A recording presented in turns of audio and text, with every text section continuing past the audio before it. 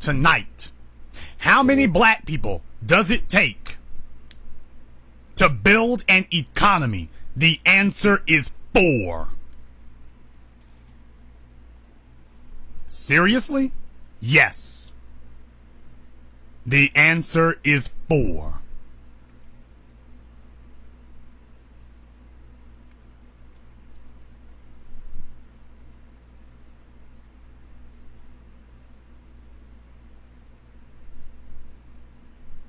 If I can get 4 black people together who have some resources and have a plan,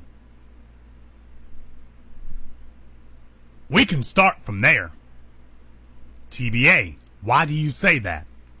In every community, what are the 4 basic things that every community needs? Shelter, water, food. Well, food and water go into the category of food, to be totally honest. You gotta have food. You gotta have clothing. Housing. You gotta have shelter. Yeah. Electricity, but power.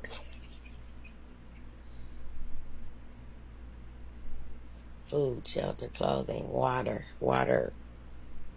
Yeah. Utilities. And money. Shit. You have to have those things available. We need to have, one of the black folk needs to build a housing complex. You have to, one of those black folks should be building real estate, land. One of you should have your finger on some land so that your people have a stable place to live. A subdivision, an apartment building. You ought to have the shelter thing. At least we ought to have a foothold.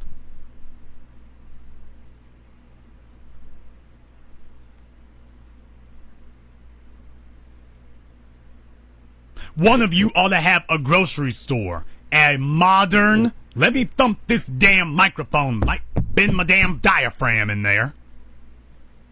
Is this thing on? One of you ought to own the grocery store. Now, maybe it doesn't have to be, you know, this Walmart mega center. No, it doesn't need to be that. But it ought to be a big, clean, modern, up-to-date facility. And that's going to cost you about $500,000. It ought to be a big, modern, clean, up-to-date, well-lit facility. And that goes under modern, people. We're not going to sit here and take the feed store and turn that into a grocery store. You need to build one from the ground up. That apartment building, that subdivision needs to be built from the ground up to our specifications. Why is that? Because we need to start building our own culture, and the grocery store ought to look like Africans own it. You see, people, the work has been handed down from Dr. John Henry Clark and Joseph Ben Yochanan. The work has been handed down. They taught us and young men like me about nation building. And that's what I'm describing to you all tonight.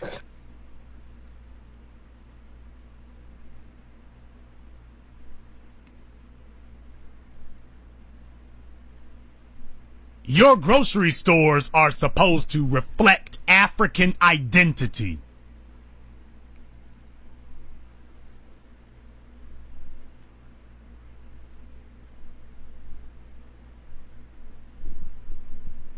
And your homes are supposed to reflect African architecture. And I'm talking about from Egypt all the way to the Horn. It is supposed to reflect our sensibilities as Africans. A lot of you don't even know what I mean by that, by the way. Look it up. I ain't talking about no damn huts either. First thing, some of y'all, African architecture, he means huts, don't he? Somebody take Hodor out of here.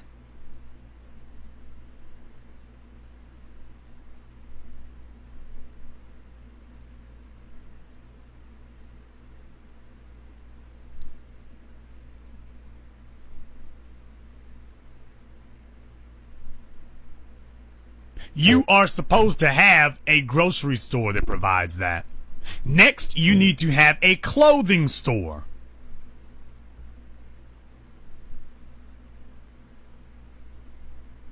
You do not have that. Will someone please tell me where the national black clothing chain is? Tell me. I'll wait. Mona? Anybody? We don't have one. So when it's time for us to even get our own clothing, we cannot look to our people for that.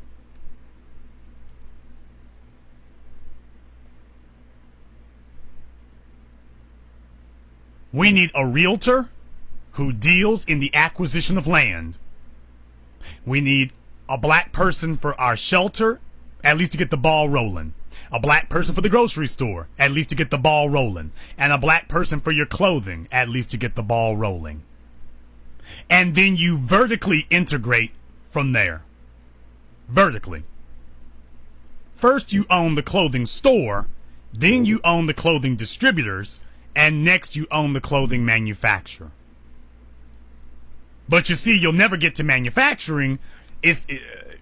We tend to work in the wrong direction in a lot of cases. We should be able to hit it coming and going. Hell, we should be able to meet in the middle. We ought to have black stores and black manufacturers. The black distribution takes care of itself at that point.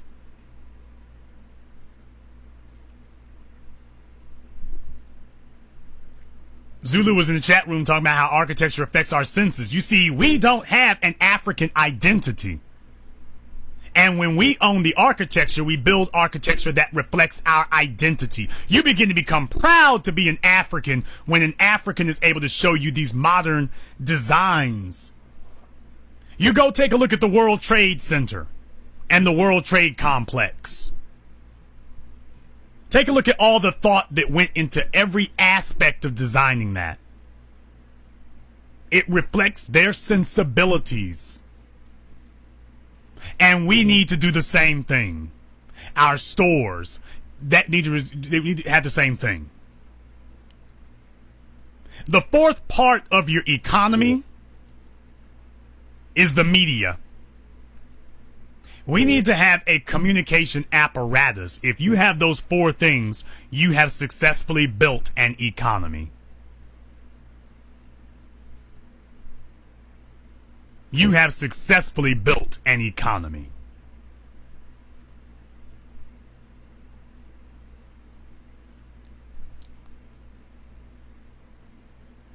And guess what? We don't have any of those things. But if we did, you got a powerhouse. Now, what is the next thing that our four anchor businesses do? What's the next thing that they do? The next thing, our four pillars of our economy here. We just need four people. What do those four people do next? Next thing you do is you go down to that church.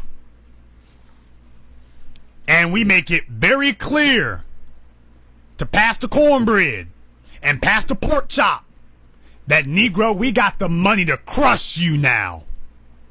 We've got the resources to crush you now. And we know that City Hall put a bug in your ear. Well, look here, nigga. I'm putting the bug in yours. You get on the ball. And this Sunday's sermon is going to be about white supremacy and how to stop it. And if your sermon is not about that, we gonna start doing some things to get you the hell out of here. 'Cause just like we built that grocery store, and just like we built that apartment complex, and just like we built that TV station, Mona, what can you do next? Get you out of there. You can build a new church at that point. Yeah. Buddy, we're builders. We are builders. We built a modern, up-to-date clothing store. We built a modern, up-to-date grocery store. We built a modern, up-to-date subdivision. We will build a modern, up-to-date church. And we won't move you out, Negro. We will sweep you out. And if you don't leave, we will blow you out. But understand, you're gonna toe the black line. Not no ifs, ands, or buts. You're gonna toe it. You are going to do it. Or there will not be a church here anymore. We see an eye to eye on that, Padre. No, you all have never heard black empowerment pronounced like this, but this is what it's supposed to be. If that church is not serving the interests of the black people in the community, then that church has no business being there.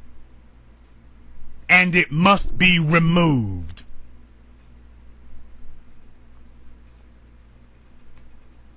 No, you've never heard anybody tell you that before. Now, once we have the church, we've got the family.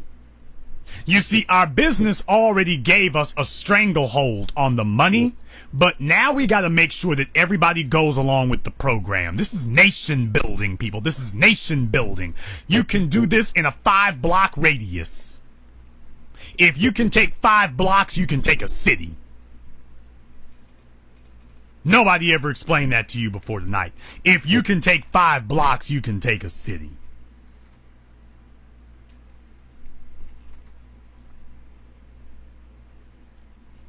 Once we have the church, that is the place where people will gather and you will give them the community's ideology. And the pastor will disseminate the ideology of black empowerment. And if he refuses to do so, he will no longer be pastor. You will get with the church elders and you will say that he must be uninstalled. And we will get a pastor that we chose and we picked. Who's we? The elders of the church? Nah, y'all ain't doing too good picking pastors. The guys who own the grocery store and the apartment complex and the clothing store. We'll take and the realtor. We'll take care of all that from here. And the TV station. We'll take care of picking the next pastor. Cause y'all's track record ain't so good. So we'll take care of that for you. Y'all just go collect them tithes. Oh, I'm sorry. You want us to give for the tithes, don't you?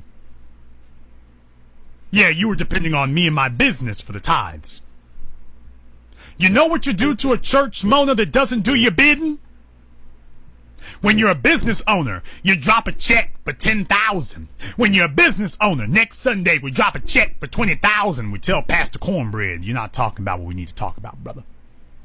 Well, brother, the Bible says that. You're not talking about what we need to talk about, you ex-pimp con man son of a bastard. Now let me explain this to you, Rico. Next Sunday's sermon is going to sound like Jason Black, and if it doesn't, things are going to change quickly. We show up next Sunday, Pastor Cornbread is still talking about pray to Jesus for your rent. This Sunday, my tithe check is $10. Not $10,000, it's $10. And I get with the grocery store and the clothing store. You see, we all were given $10,000 a week. Now, this Sunday, we give you a check for $10. And we tell you that if you don't get your act together, next Sunday will be a check for 10 cents. And we're making it a check. We're going to force you to go spend gas money to go and cash that damn thing. That's right. You're going to spend $1 in gas to go cash 40 cents in checks. We are making a point to your ignorant jigaboon ass. That is how you get the attention of a church that is not doing your bidding. And I'm not a religious person, and I know how to do that. See, you all never had your pastors and your parents have betrayed you. You never had them explain that this is what black empowerment looks like. You do not ask the church to preach black empowerment. You instruct your church to teach black empowerment. And if they do not, then there will be consequences for refusing to do so. Next thing you know, he's getting uninstalled. And if it's his church that he made, you leave that jigaboom where he is. And you build a brand new spanking church directly across the street. Because as you know, Mona, there's always dissension at the church. Yes. Getting the choir director is no problem. Please. Those are mercenaries. You can have that whole damn church cleared out in 2 weeks. I know. I've seen it done. I've helped. TBA? Yes, I have. I've helped clear out buildings. I've worked for the biggest corporations in this country. I've seen them wipe out the little guy. I've watched them do it decade after decade, and I learned a lot. And unlike regular businesses, your church does not have antitrust protection. Oh! Pastor Cornbread is about to take it hard on the chin.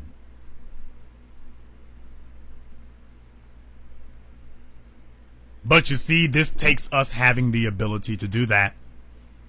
It is not simply good enough that you are upset. You must have the resources with which to transform your neighborhood. Once we got the church, we got the mammies, we got the children, we got everybody. Once we got the church, the churches want to start up schools. I think that's a great idea. Now we can move from there. Your church buys your legitimacy in the neighborhood. Now that we've bought our legitimacy, we take it from there. Now we got the minds and the hearts and everything. And they will be with us because unlike the previous regime that they were living under, we actually serve the interests of black empowerment. That's the difference. And they will be able to tell the difference. Because you know why? They work at our store. And when we get to the church, we're going to tell them that Jesus said that bad people do not shop at the African grocery store. We're going to tell them that Jesus said that bad women, no good women, wear red bottoms, kind of like the ones that Sister Casey there is wearing, that they did not buy from the African clothing store. You start seeing what the sermon starts sounding like now? The sermon starts convicting people of their sins. Yeah, it's that real. But you don't have an apparatus for that. When you have your black radio station or your black TV station, you get to promote your businesses, and you get to have shows on and talk shows and music that reflect that. Now we've taken over a 100 block radius. We got 100 blocks. We've got a community. And the radio station and the church reflect our values. And guess what, people? It started with only 4 people. Just 4. Now, do you all know how close to that we are right here on the Black Channel? Simone is a realtor. I'm doing the media thing. We got some folk here who deal in clothing. Now we just need to have our own storefront for it. Understand something, people. Once we get organized, things start happening. Now, once you have that 100 block radius, what happens to police brutality? Well, at that point, that 100 block radius starts to resemble a roach motel. You check in. blue boy, but you don't check out. Brothers and sisters, if they take one of yours, you are supposed to take 10 of theirs.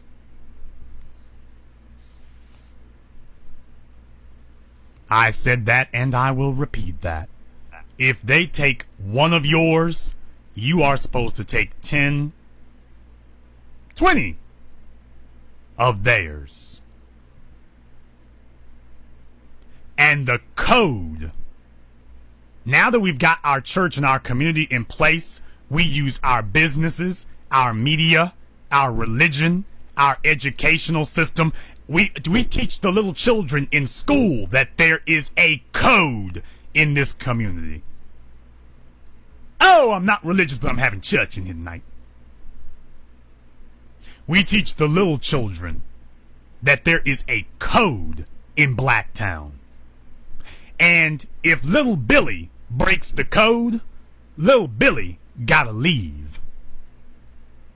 Little Billy's mammy got to go. Not tomorrow night, Wench, you got to go tonight.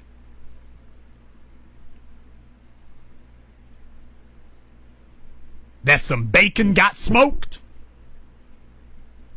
and little Billy wants to run his mouth, and 'cause his mammy didn't teach him the code properly, little Billy and his mammy got to go. That the code is everything. The code is life. The code is the only thing that prevents these bastards from coming in here and gunning our children and our mothers down. And that is why we live by the code. Because you cannot live without the code. That you let your friends know that I don't go shopping at the mall anymore. I only shop at the Black Wall Street.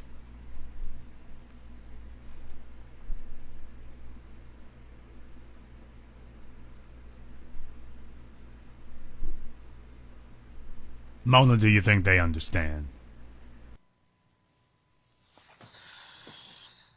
We're an intelligent black society. Yes, I believe they understand. It's been broken down so eloquently, they have to understand.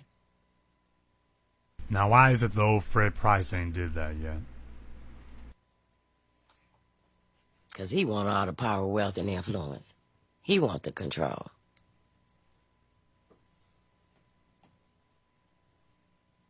If they start branching out on their own, that's less more money for him.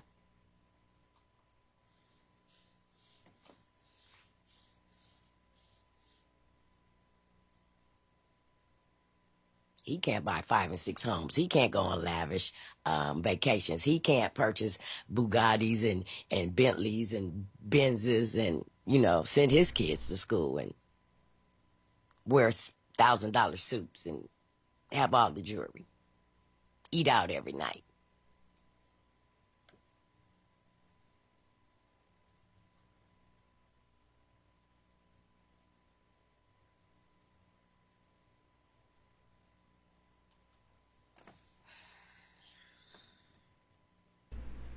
This is the Black Channel. For those of you who are listening in for the first time tonight, I know that a lot of you have Missouri on your mind. A lot of you have Ferguson on your mind. And you have your eyes on the situation in the St. Louis area. But what I want to tell you is that that is a waste of time and energy and resources. Why? Because you are not actually discussing the answer. If you are not building an economy, then you can't do a damn thing about police brutality, about the drug laws, about poverty, about the schools. You aren't gonna fix anything if you did not bring power, wealth, and influence. Nothing changes. Absolutely nothing changes if you are unwilling to deal with that. You cannot fix the problem at all.